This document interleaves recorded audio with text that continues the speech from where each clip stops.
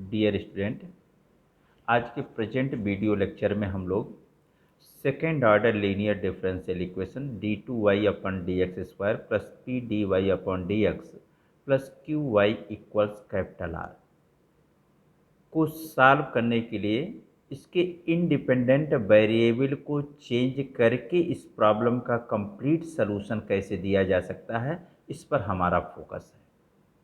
अभी तक हम लोग इस प्रॉब्लम को मतलब d2y/dx² plus p/dy/dx plus qy is equal to capital R, इस प्रॉब्लम को सॉल्व करने के लिए जहाँ p q r functions of x alone है, इस प्रॉब्लम को सॉल्व करने के लिए हम लोगों ने डिफरेंट मेथड्स का यूज किया है।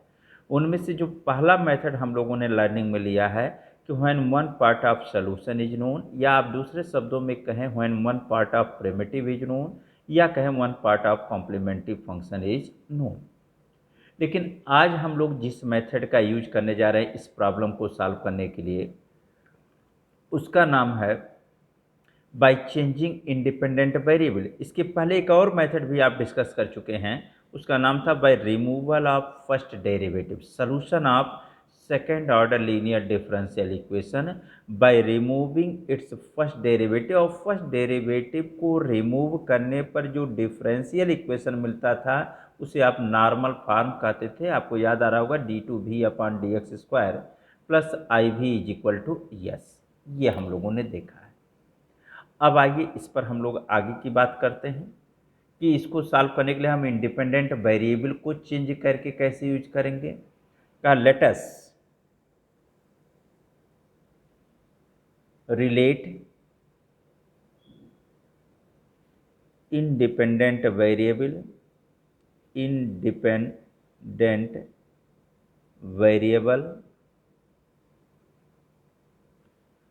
x and new independent variable z by the relation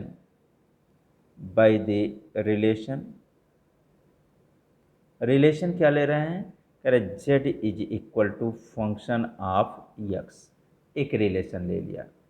अब z equals function of x ले लिया तो अब देखा जाए कि dy/dx इस सिनेरियो में क्या होगा। तो dy/dx इज इक्वल टू हम लिख सकते हैं by chain rule dy/dz into dz/dx लिख सकते हैं। और यहाँ से हम लिख सकते हैं कि dz/dx इज इक्वल टू हम लोगों को मिल जाएगा f' मिल जाएगा। बहरहाल ये तो हमने कह दिया इक्वेशन नंबर 2। अब dz/dx तो लिख दिया, dy/dx की जगह हम क्या लिख देंगे, dy/dz इंटू dz/dx। ऐसे ही d2y/dx² को क्या लिख सकते हैं, तो d2y/dx² में be written as d/dx into dy/dx, या इसको हम लिख सकते हैं this is equal to d/dx, और dy/dx इक्वल्स आप निकाल चुके हैं, कह चुके हैं that is dy/dz into dz/dx, ऐसे लिखा जा सकता है। अब कहा इसको हम लिख सकते हैं d/dx ऑफ दिस होगा, तो फर्स्ट और सेकंड मान करके डिफ्रेंशिएट करते हैं, तो हो जाएगा dy/dz first function, derivative of dz/dx with respect to x, तो ये हो जाएगा आपका d2z/dx², ये हो जाएगा, प्लस सेकेंड फंक्शन हो गया dz/dx, derivative of first with respect to x dy/dz, इतना लिख दिया। इसको आप ऐसे भी लिख सकते हैं dy/dz into d2z/dx² plus dz/dx into d/dx को लिख सकते हैं d/dz into dy/dz into dz/dx लिख सकते हैं। क्लियर। और जब इसको ऐसा लिख सकते हैं तो थोड़ा सा और सिंप्लीफाई कर सकते हैं, तो हो जाएगा dy/dz into d2z upon dx square plus dz upon dx into dz upon dx is equal to हो जाएगा dz अपान dx का होल स्क्वायर, और इसको z के रिस्पेक्ट में डिफ्रेंशिएट करेंगे तो आ जाएगा d2y अपान dz स्क्वायर। तो d2y अपान dx स्क्वायर की जगह पर हम लोग ये लिख सकते हैं। तो अगर इसको हम इक्वेशन नंबर 3 कह दें, इसको हम इक्वेशन नंबर 4 कह दें, तो इक्वेशन 3 और 4 का यूज अब हम इक्वेशन नंबर 1 में कर सकते हैं। तो कहा using equations 3 and 4 in equation 1 we get, देखा जाए क्या मिलेगा। इक्वेशन नंबर 1 का पहला है d2y अपान dx स्क्वायर। तो d2y अपान dx स्क्वायर की जगह हम लोग लिखेंगे dy upon dz into d2z upon dx square plus dz upon dx whole square into d2y upon dz square. ये किसकी जगह लिखा गया? ये लिखा गया d2y अपान dx स्क्वायर की। फिर लिखा प्लस p लिख देते हैं इंटू dy अपान dx लिखा है, और dy बाई dx की जगह इक्वेशन नंबर 3 से लिख सकते हैं dy by dz into dz upon dx। यहाँ लिख दिया dy by dz into dz upon dx, इतना लिख दिया, प्लस qy वैसे ही रहने दिया इज इक्वल टू r। अब इसको थोड़ा सा सिंप्लीफाई करते हैं, तो इसको लिख सकते हैं हम लोग d2y अपान dz स्क्वायर का कोफिशिएंट एक साथ, तो ये हो जाएगा dz अपान dx का whole square into d2y upon dz square plus यहाँ भी देखिएगा dy अपान dz है और यहाँ भी dy अपान dz है। dy अपान dz के गुणांकों के एक साथ लिखेंगे तो ये लिखेंगे d2z अपान dx स्क्वायर, और यहाँ जाएगा plus p into dz upon dx। ये सब कोफिशिएंट किसके हैं? dy अपान dz के, तो ये लिख दिया dy upon dz plus qy is equal to capital R, इतना आ गया आपका। अब dz अपान dx के होल स्क्वायर से पूरे इक्वेशन को डिवाइड कर देते हैं। डिवाइड करेंगे तो हो जाएगा d2y upon dz square plus d2z upon dx square plus p into dz upon dx, और इस पूरे का अपान हो जाएगा dz अपान dx का होल स्क्वायर, इतना आ गया। किसका गुणांक है ये? dy upon dz plus q अपान dz अपान dx के होल स्क्वायर से पूरे इक्वेशन को डिवाइड करें तो यहाँ भी आ जाएगा into y is equal to हो जाएगा r upon dz upon dx का होल स्क्वायर, ऐसे लिख सकते हैं आप।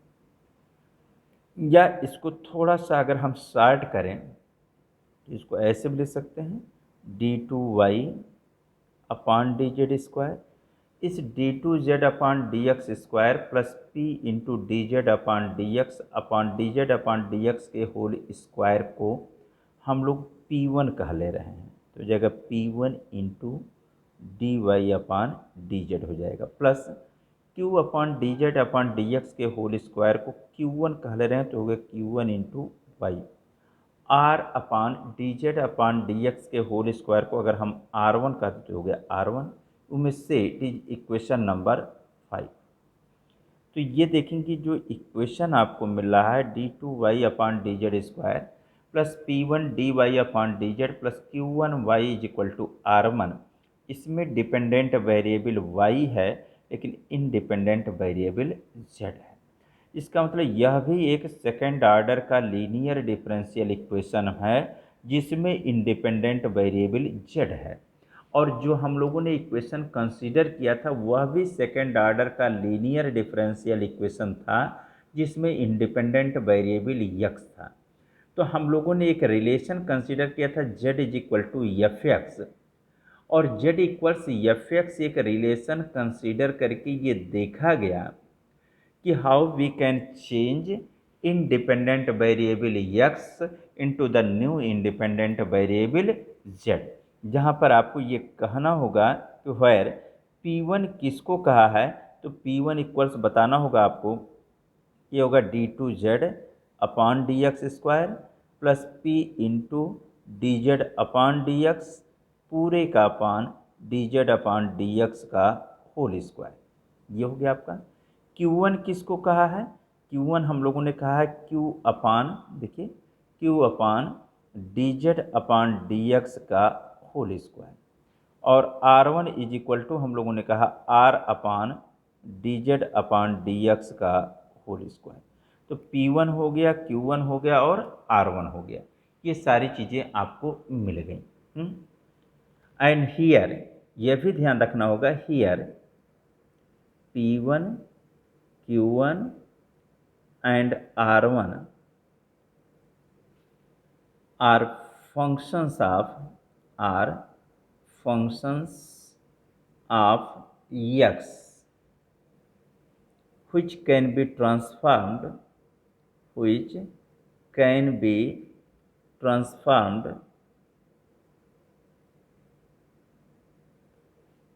into function of z using the relation 2, that is z equals f x। कहा जा रहा है यहाँ जो P1 Q1 R1 आपको मिल रहा है वो P1 in terms of x आ रहा है, Q1 in terms of x आ रहा है, R1 in terms of x आ रहा है। इन्हें भी z में कन्वर्ट किया जा सकता है। कैसे? By using the transformation z equals f x. अब कैसे लेंगे transformation? For this let us choose Q1,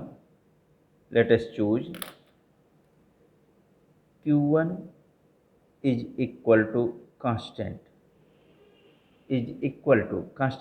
मान लीजिए कोई कांस्टेंट a स्क्वायर से ये ले लिया, Q1 is equal to constant is equal to a square मान लिया है। तो कहा therefore Q1 is equal to है क्या, Q1 इज इक्वल टू है Q upon D Z upon D x का होल स्क्वायर। तो अगर Q1 को हम कांस्टेंट मान रहे हैं, a स्क्वायर मान रहे हैं, इसका मतलब है Q upon D Z upon D x के होल स्क्वायर को हम कांस्टेंट मान रहे हैं। आप खुद से सोचिए कि अगर Q1 को कांस्टेंट मान रहे हैं, इसका मतलब Q अपॉन जो D Z upon D x का होल स्क्वायर आ रहा है वही क्या हो जा रहा है, कांस्टेंट हो जा रहा है। तो इसलिए हम लोगों ने लिख दिया कि Q1 means Q upon D Z upon D x का whole square is equal to A square, constant का is equal to A square लिख दिया। तो अब यहाँ से हमको क्या मिलेगा, यहाँ से देखिएगा हम ये लिख सकते हैं कि a square into D Z upon D x का whole square is equal to q, ऐसे लिख सकते हैं। या हम ऐसे भी लिख सकते हैं a इंटू, है ना, d Z upon D x is equal to under root q लिख सकते हैं। अंडर रूट क्यू का मतलब फंक्शन ऑफ एक्स। ओके, ये हो गया। या यहाँ से हम कह सकते हैं वेरिएबल सेपरेबल बना दें, तो वेरिएबल सेपरेबल बनाएंगे तो d z is equal to क्या हो जाएगा, under root q upon a into d x, ऐसे हो गया। कुछ ऑन इंटीग्रेशन, अब वेरिएबल सेपरेबल हो गया तो क्या कर सकते हैं, इंटीग्रेट कर सकते हैं। का which on integration gives, integrate करने पर हमें क्या मिलेगा ये देख लिया जाए। इसको इंटीग्रेट करेंगे तो सीधे सीधे क्या मिलेगा, z मिलेगा। इज इक्वल टू हो जाएगा integral under root q upon a with respect to x, ये हो जाएगा। तो ये आपको मिल गया। अब आप देखिए ये तो पूरा प्रोसीजर आपके सामने आ गया। अब पूरा प्रोसीजर समझ में आ गया तो आपको प्रॉब्लम सॉल्व करने के लिए कैसे कैसे आपको करना होगा प्रॉब्लम, वो आप समझ लीजिए। ये तो आर्टिकल रही आपकी।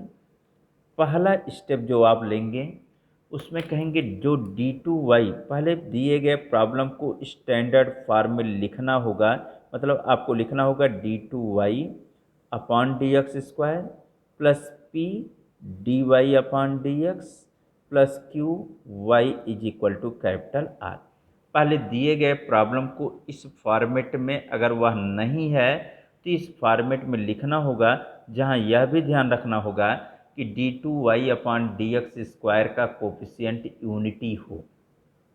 अब अगर, और यहाँ पी क्यू आर क्या है, फंक्शन ऑफ एक्स है, तो दूसरा स्टेप आप क्या करेंगे, सेकेंड स्टेप, पहला दिया गया प्रॉब्लम यदि स्टैंडर्ड फॉर्म में नहीं है और उसे bye changing independent variable method से सॉल्व करने को कहा जा रहा है, तो सबसे पहले दिए गए प्रॉब्लम को स्टैंडर्ड फॉर्म में लिखिए, जहाँ पर यह भी ध्यान रखना होगा कि d2y upon D x square का कोफिशिएंट यूनिटी हो, 1 हो।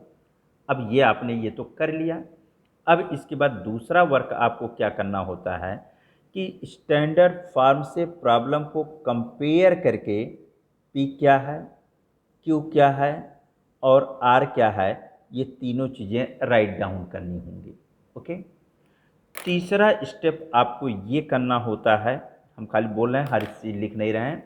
कहा let us choose, B choose, selection आपका B choose Z such that, का हम जेड को इस प्रकार से चुनें कि D Z upon D x का whole square is equal to क्या हो, क्यू। और यहाँ पर आपको ये बात ध्यान में रखना होगा, ये यहाँ पर रिमार्क है। रिमार्क क्या है कि क्यू को इस तरीके से चूज करिए कि अगर क्यू का साइन नेगेटिव है, अगर क्यू का साइन नेगेटिव है तो यहाँ पर ये स्टेप करते समय, स्टेप 3 की बात करते समय क्यू के नेगेटिव साइन को इग्नोर कर दीजिए। ओके। दूसरा, क्यू सर्ड में ना है, मतलब here Q is should be taken in such a manner that it remains, लिख दे रहे हैं हियर, हियर क्यू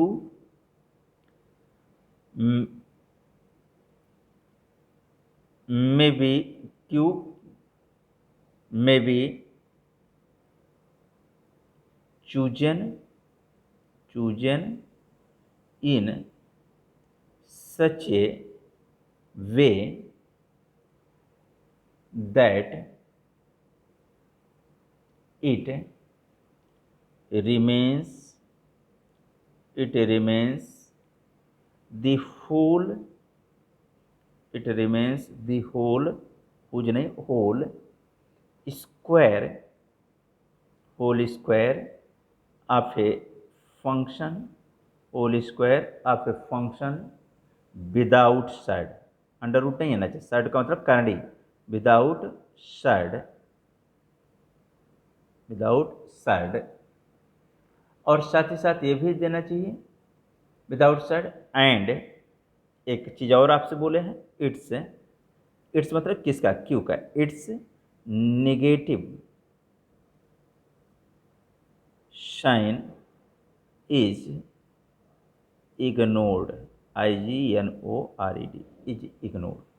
मतलब एक तो q without d Z upon D x लें तो क्यू विदाउट साइड आए, दूसरा क्यू का नेगेटिव साइन इग्नोर करना है ताकि हमको D Z upon D x लेने पर रियल रूट मिले।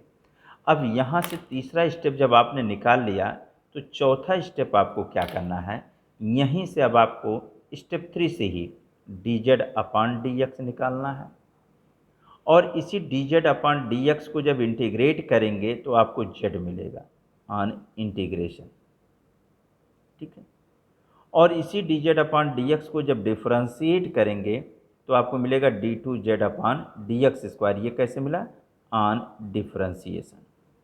तो डी जेड इसी स्टेप नंबर 3 से d Z upon D x निकालेंगे, इसी D Z upon D x को इंटीग्रेट करके z in terms of x find out करेंगे, इसी D Z upon D x को डिफ्रेंशिएट करके d two z upon D x square find out करेंगे। ये सारी चीज़ें यहीं से आपको मिलेगा।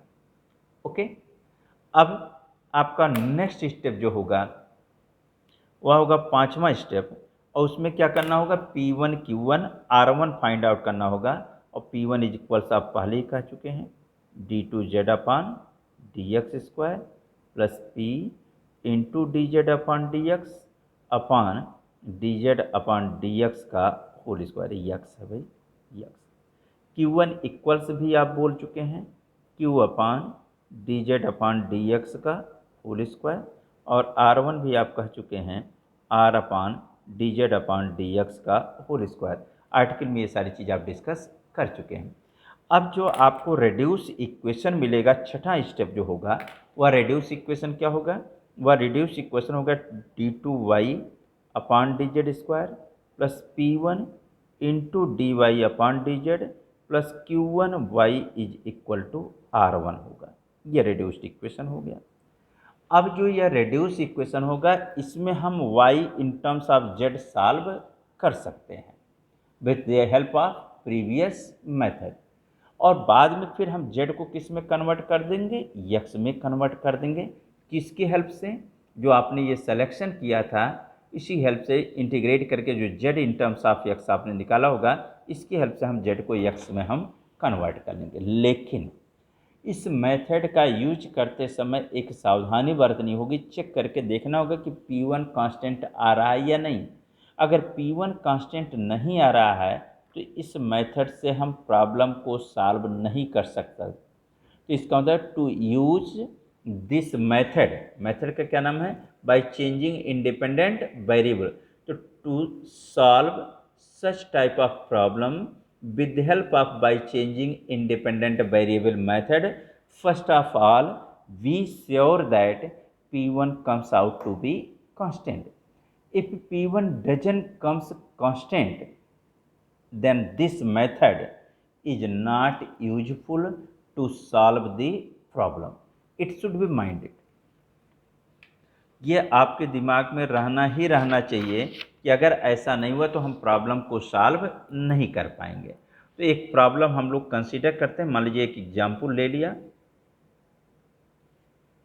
का by changing the independent variable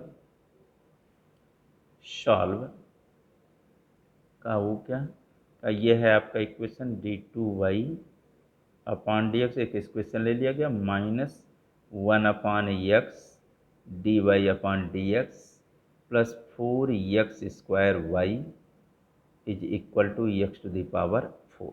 ये है प्रॉब्लम का, इसको सॉल्व करने की तरफ हम लोग आगे बढ़ते हैं।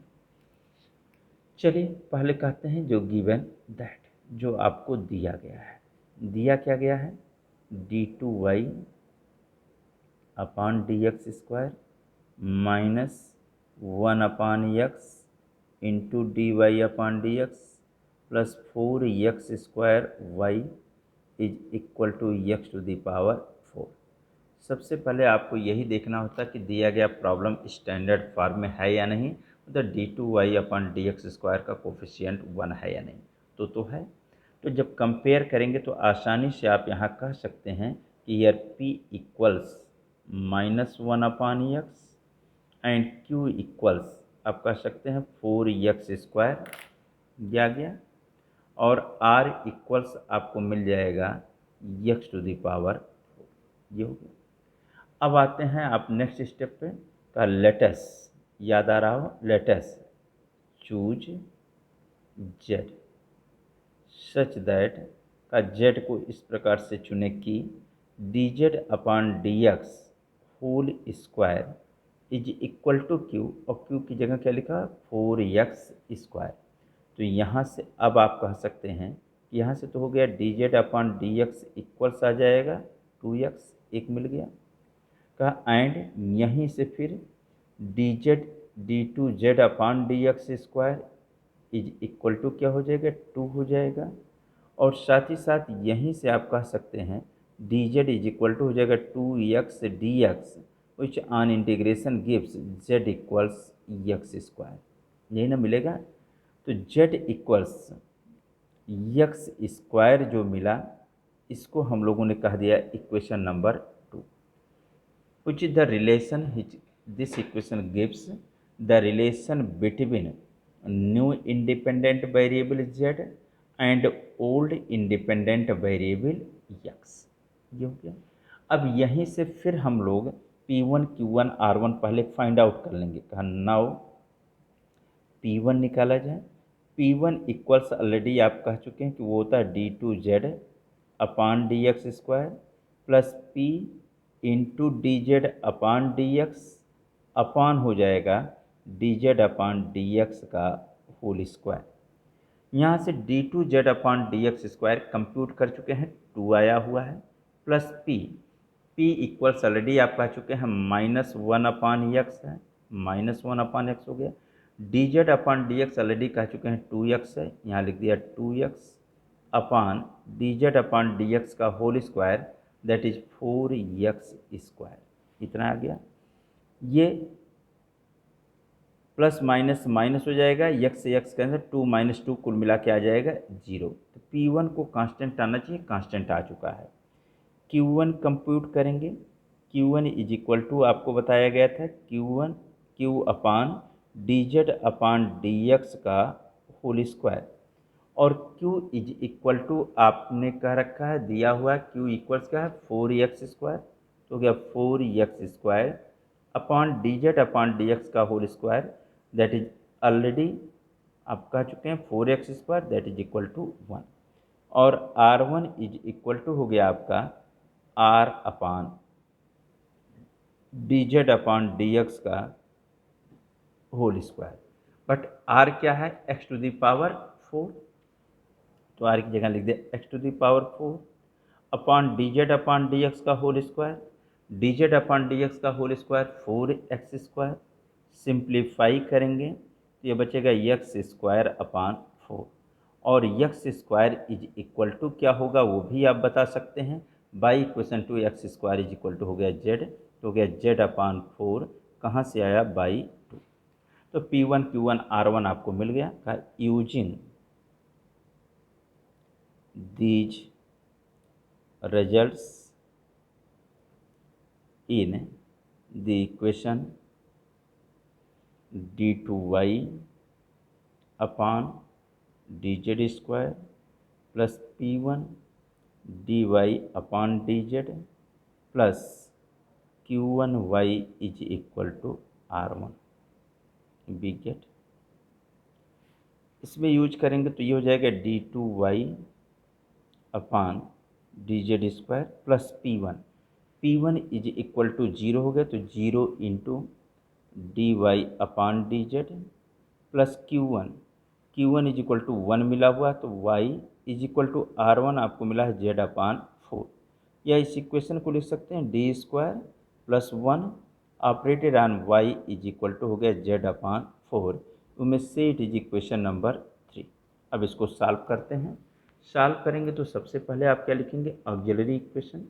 कहा auxiliary equation is m square plus 1 is equal to 0 and this gives m equals plus minus i, and therefore CF is equal to हो जाएगा C1 cos z plus C2 sin z, इतना आ जाएगा। यहाँ से आप देख सकते हैं C1 cos z इक्वल्स आपको मिला हुआ है एक्स स्क्वायर, तो यहाँ पर लिख सकते हैं C1 cos x square plus C2 sin x square, में से it is equation number 4 with the help of equation number 2। जा गया, आपको मिल गया, CF मिल गया। अब पर्टिकुलर इंटीग्रल निकालें। कहा and PI is equal to 1 upon FD का मतलब हो गया t square plus 1 operated on z upon 4, 1 upon 4 z, इसको ऐसे ले सकते हैं 1 upon 4 into 1 plus D square whole to the power -1 operated on z, ऐसे भी लिखा जा सकता है।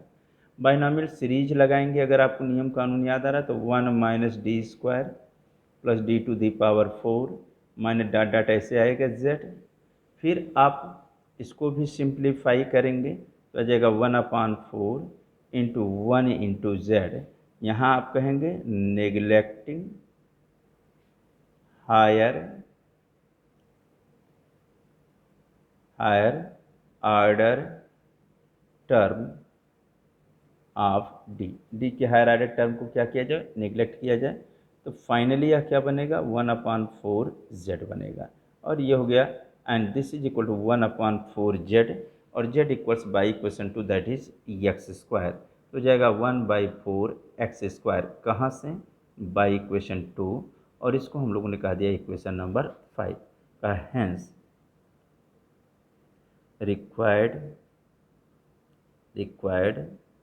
solution of इक्वेशन 1 इज का वो क्या हो जाएगा, y is equal to C F plus P आई।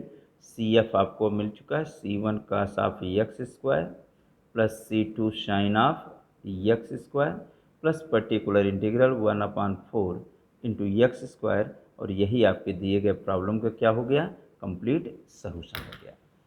तो ये आपको ये भी अब समझ में आ जाना चाहिए कि अगर one part of by changing independent variable method किस तरीके से हम प्रॉब्लम को सॉल्व करते हैं। अब नेक्स्ट टर्म में हम लोग डिस्कस करेंगे variation of parameter method. Thank you.